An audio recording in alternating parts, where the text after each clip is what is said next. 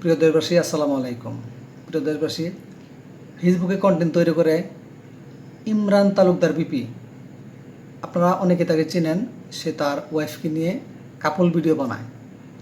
তো সে করছে কি, আপনারা জানেন যে কোটা আন্দোলন নিয়ে ছাত্ররা বিভিন্ন ধরনের বিভিন্ন জায়গায় সারা বাংলাদেশেই আন্দোলন করতেছে। তো এই বিষয়টা নিয়ে এই ইমরান তালুকদার বিপি একটা কথা বলছিল, একটু প্রতিবাদমূলক কথা বলছিল যে কিছু কিছু ছাত্রলীগের কারণে সমস্ত ছাত্রলীগের বদনাম সৃষ্টি হইতেছে। তো এসব বলে সে একটা ভিডিও বানাইছিল। তো এই ভিডিও সে আপলোড দেওয়ার পরে তাকে কে যেন ফোন করে হুমকি দিচ্ছে, তাকে হুমকি দেওয়া হইতেছে তাকে উঠিয়ে নিয়ে যাবে বাসা থেকে। যে হুমকি দিতেছে সে বলতেছে তার নেত্রকোনার বাসা সে চিনে এবং সাভারের বাসাও সে চিনে। তো ইমরান তালুকদার বিপি বর্তমানে সাভারে থাকে, মাঝে মধ্যে নেত্রকোনা তার বাড়িতে বেড়াইতে যায়। তো ওই লোক বলতেছে ফোন করে যে আমি তোর দুনো জায়গায় কিন্তু চিনি। এইসব নিয়ে পরবর্তীতে কথা বললে তোকে আমি উঠিয়ে নিয়ে আসবো, উঠিয়ে নিয়ে যাবো, দেখবি তারপর মজা। মানে বিভিন্ন ধরনের হুমকি দিতেছে। তো সম্ভবত ইমরান বিপি বর্তমানে একটু ভয়ভীতিতেই আছে। আর ভয়ভীতিতে বলতে সে বলছে লাস্টে যে আমি এসব ভিডিও বানিয়ে ছাড়তেছি, দেখি আপনি কী করেন এই আর কি।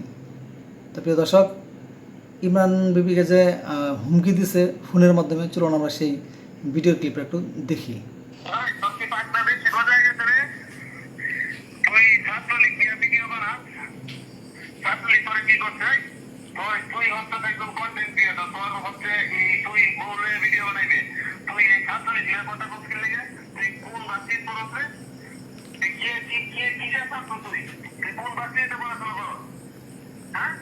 তোর বাসা কিন্তু আমি সব চিনি, নেত্রকোনার বাসা চিনি, সাভারের বাসা আমি চিনি।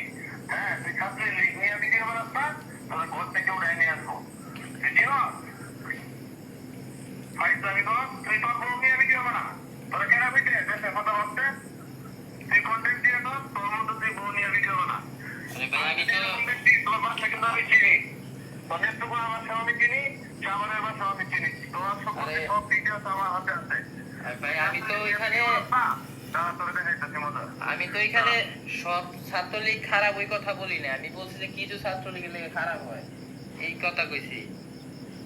তো প্রিয় দর্শক, আপনারা ফোন কলটা শুনলেন কীভাবে হুমকি দেওয়া হচ্ছে ইমরানকে।